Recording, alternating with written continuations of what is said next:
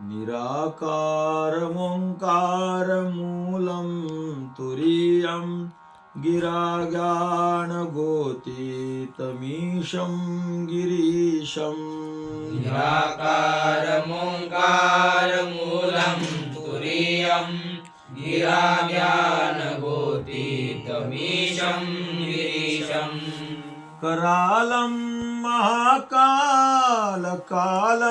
कृपालं गुणागार संसार पारं नतोऽहम् करालं महाकालकालं कृपालं गुणागार संसार पारं नतोऽहम्।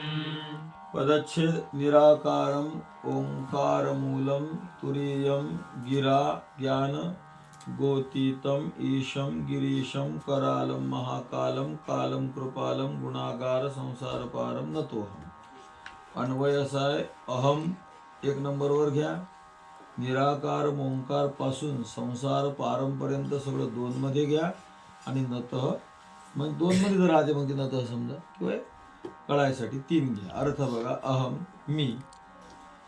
कोण म्हणतात हे? मी श्रीरूप गोस्वामी स्वामी तुलसीदास ज्यांनी रामायण लिहिलं ना बरोबर, त्यांनीच हे रुद्राष्टक लिहिलेलं आहे.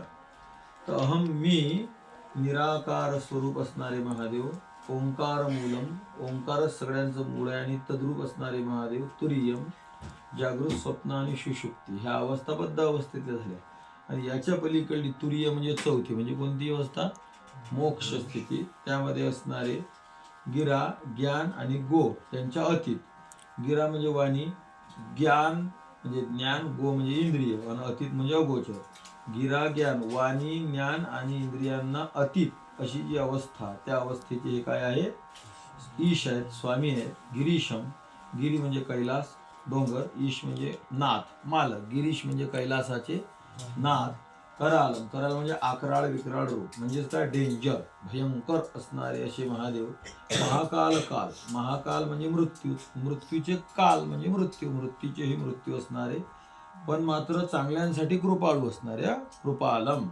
गुणागार, गुण म्हणजे सद्गुण, आगार म्हणजे निधी साठा ठेवा, सद्गुणांचा साठा असणारे.